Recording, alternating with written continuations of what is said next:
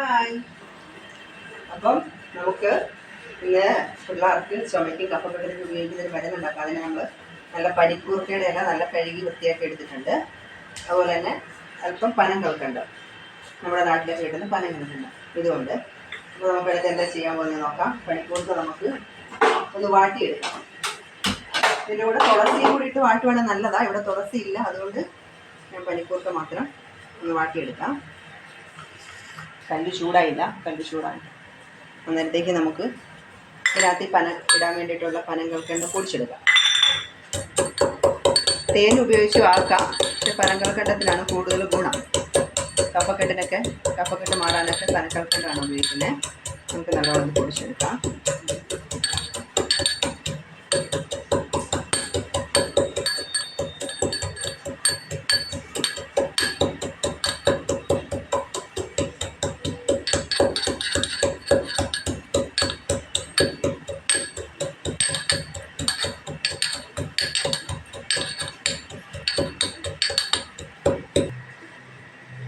അപ്പോൾ നമുക്ക് ഇതൊന്ന് വാട്ടിയെടുക്കാം. എല്ലാം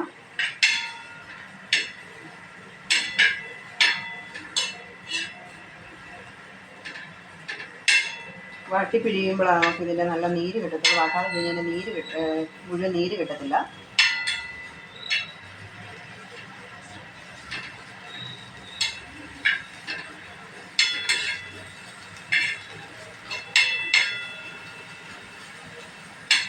ഇപ്പോൾ നമ്മുടെ നാട്ടിലേക്ക് ഇന്ദുപ്പ് കിട്ടും.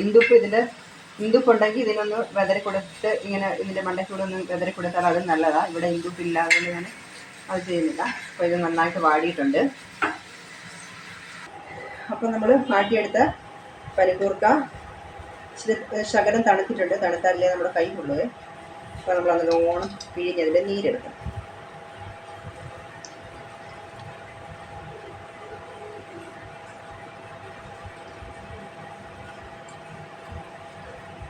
നന്നായിട്ട് പിഴിഞ്ഞ് നീരെടുക്കണം.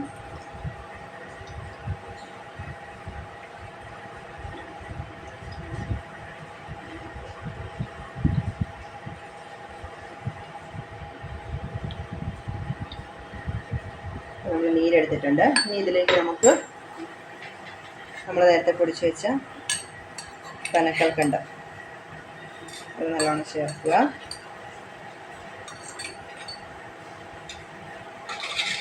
ചേർത്ത് നന്നായിട്ട് ഇളക്കുക.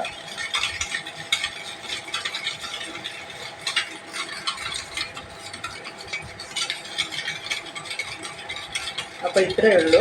ഇനി പിള്ളേർക്കൊക്കെ കഫക്കെട്ട് പെട്ടെന്ന് മാറാൻ, ചുമ മാറാനൊക്കെ ഉള്ള നല്ലൊരു മരുന്നാണ്. എല്ലാവർക്കും തന്നെ അറിയാമായിരിക്കും, എന്നാലും ഞാൻ ഒന്ന് ഷെയർ ചെയ്തേ ഉള്ളൂ.